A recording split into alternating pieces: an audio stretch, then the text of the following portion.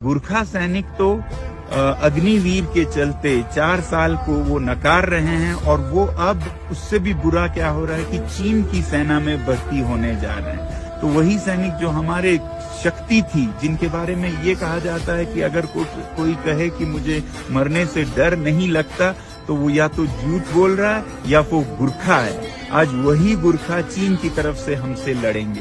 तो ऐसा उथल पुथल हो रहा है, मगर हमारी मेन स्ट्रीम मीडिया जरा भी चर्चा नहीं कर रही है। मेरी आपसे विनती है कि आप एक मीडिया बने और इन वीडियोस को शेयर करें और कहें इन हमारे भारत के मीडिया चैनल से, जो कि चौथी स्तंभ है, पिलर हैं डेमोक्रेसी के। लद्दाख के मशहूर सोशल एक्टिविस्ट और शिक्षा सुधारक सोनम वांगचुक ने अपनी 21 दिनों की भूख हड़ताल को खत्म कर दिया है। सोनम ने 6 मार्च को अपना अनशन शुरू किया था। सोशल मीडिया पर एक्टिविस्ट ने बताया था कि उनकी भूख हड़ताल 21 दिनों की होगी और जरूरत पड़ने पर आमरण अनशन में तब्दील हो जाएगी। वांगचुक ने बताया कि अब 27 मार्च से महिलाएं भूख हड़ताल करेंगी और इसके बाद युवाओं और बुजुर्गों की भी हड़ताल शुरू हो जाएगी। नमस्कार, मैं हिमानी और आप देख रहे हैं ABPL न्यूज। 21 दिनों तक नमक और पानी पर जीवित रहने के बाद मशहूर सोशल एक्टिविस्ट सोनम वांगचुक ने अपनी भूख हड़ताल को समाप्त कर दिया है। हड़ताल खत्म करते हुए वांगचुक ने जोर देकर कहा कि उनकी लड़ाई जारी रहेगी। उन्होंने कहा, मैं लद्दाख के लिए संवैधानिक सुरक्षा उपायों और लोगों के राजनीतिक अधिकारों के लिए लड़ता रहूंगा। सवाल ये उठता है कि आखिर सोनम वांगचुक कौन है और ये भूख हड़ताल किस वजह से की गई थी। दरअसल 3 इडियट्स मूवी तो आप सभी ने देखी होगी। फिल्म में आमिर का लीड किरदार रेंचो आज भी जनता का फेवरेट है और इसकी पॉपुलैरिटी जबरदस्त है। और तो और रेंचो इंडियन सिनेमा के सबसे आइकॉनिक किरदारों में से एक है। अब आप सोच रहे होंगे कि आखिर हम फिल्म की बात क्यों कर रहे हैं।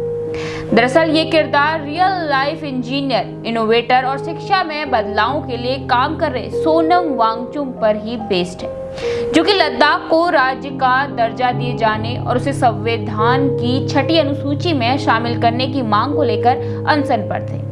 जिसके बाद सोशल मीडिया पर एक्टिविस्ट ने बताया था कि उनकी भूख हड़ताल 21 दिनों की होगी और जरूरत पड़ने पर इसे आमरण अनशन में तब्दील कर दिया जाएगा। आपको बता दें कि सोनम वांगचुक ने प्रधानमंत्री नरेंद्र मोदी से लोगों से किए वादे पूरे करने की अपील की थी।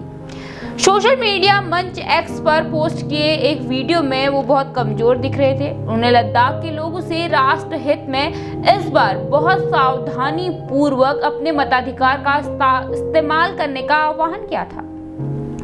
लेह में स्थित एपेक्स बॉडी और कारगिल डेमोक्रेटिक अलायंस के संयुक्त प्रतिनिधियों के बीच बातचीत के एक दिन बाद 6 मार्च से उन्होंने हड़ताल शुरू कर दी थी।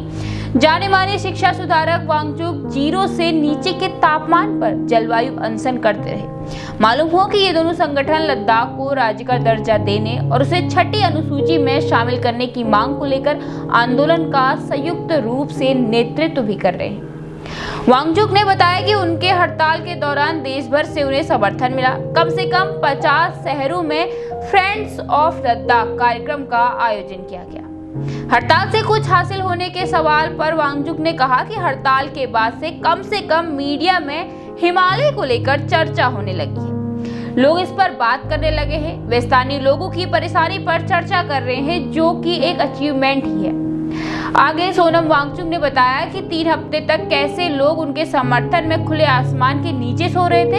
उन्होंने बताया कि बीती रात तापमान -10 डिग्री तक गिर गया था, लेकिन फिर भी 300 लोग खुले आसमान के नीचे सोए। कुछ दिनों पहले तापमान -16 डिग्री तक गिर गया था। उन्होंने बताया कि हमने अपने आप को तकलीफ दी और किसी को नहीं, और उम्मीद की कि हमारी आवाज सही जगह तक पहुंच जाए।